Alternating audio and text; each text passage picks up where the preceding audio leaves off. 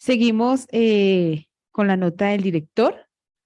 eh, Inicialmente, pues entonces vamos a saludar a los que nos acompañan acá para seguir con la nota del director.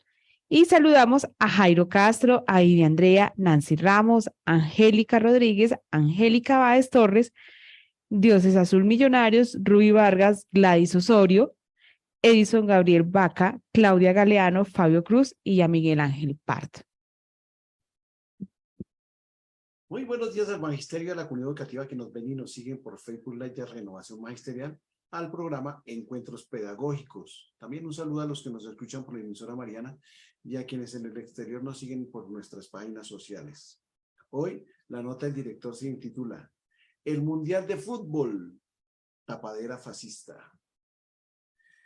En uno de los países de mayor violación de los derechos humanos y más retorcida mentalidad en contra de la mujer, fue premiada con la realización de uno de los eventos que congrega a miles de ciudadanos del mundo. En el 2010 se le adjudicó el Mundial Masculino de Fútbol a Qatar. La corrupción de la FIFA se dio a los dólares del petróleo a este país que respeta al mundo con el desconocimiento a la mujer como ser humano íntegro y de derechos universales sobre la tierra. Ya hoy, en plena realización del evento mundial, son muchos los pronunciamientos en contra de este país. Algunos, como el técnico Jürgen Klopp de Liverpool, declaró ante esta protesta que es cierto lo que pasa en Qatar, pero ¿por qué no se hizo la protesta en el momento de la adjudicación del Mundial a este país? Señor Klopp, para reivindicar derechos humanos universales, para estar en contra de la violencia de género, nunca es tarde y no tiene tiempo de expiración por ninguna circunstancia.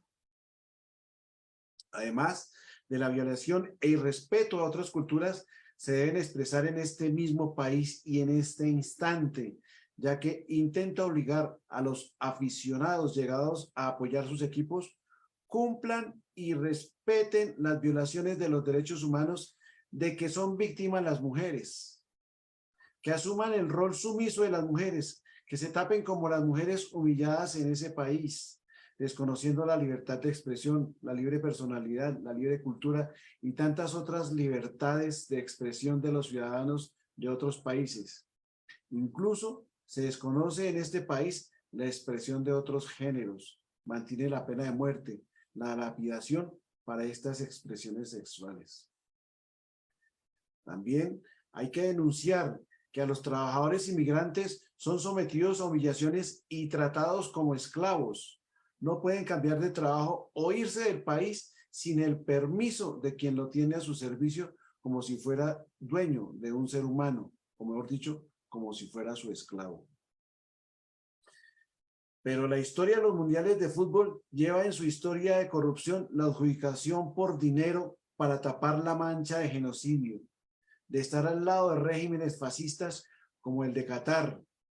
Recordar, por ejemplo, el Mundial de Fútbol de 1978 en Argentina, país sometido al régimen golpista de Rafael Videla, dictador fascista, quien declara en una entrevista en 2011, antes de morir, al periodista Seferino Reato y divulgadas por Infabae, como se planeó la eliminación de 7 u 8 mil subversivos sin ser juzgados o fusilados por la ley, aceptando así que su régimen elaboró y ejecutó el genocidio.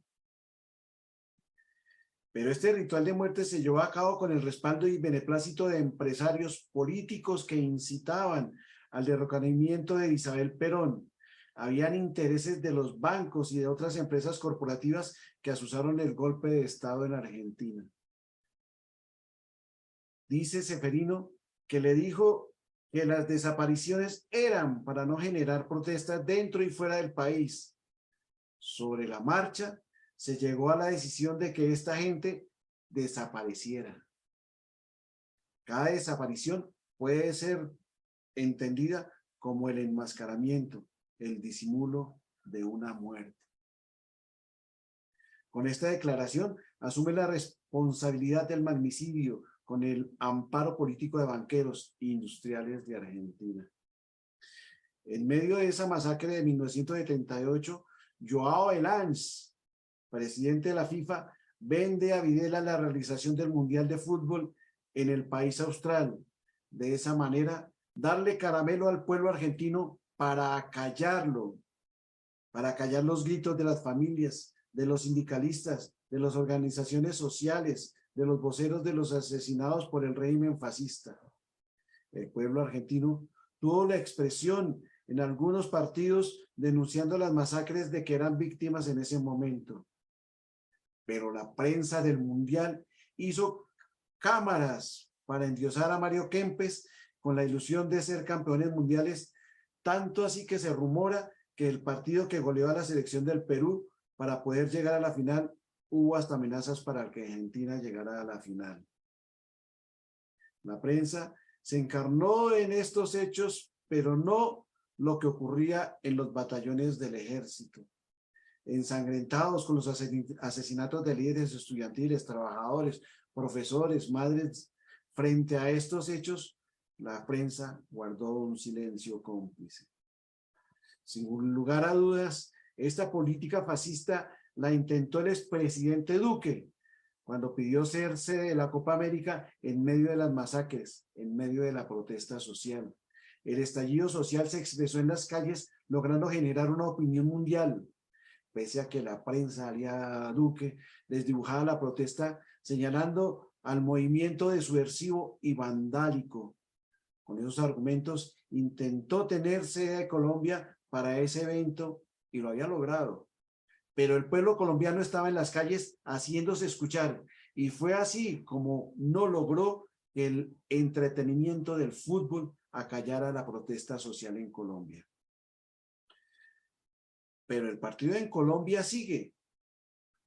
Como en la Argentina de aquel entonces, aquí en Colombia los líderes de la banca, de la industria, de la ganadería, asusan al exgeneral Zapatero a organizar una masacre para la toma del poder, como la ejercida por el genocida de Argentina Rafael Videla. Situación que es también, como en el caso del país austral, apoyado por la prensa colombiana. Es una situación que debe mantener la alerta del pueblo colombiano frente a un panorama ya vivido en Colombia con las masacres y desapariciones, en la guerra sucia y los falsos positivos. No más guerra, no más impunidad. La esperanza de paz con justicia social es la prioridad en nuestro país y por ella estamos con el presidente Gustavo Petro. Muchas gracias. Nos vemos dentro de 8 días en otra nota del director.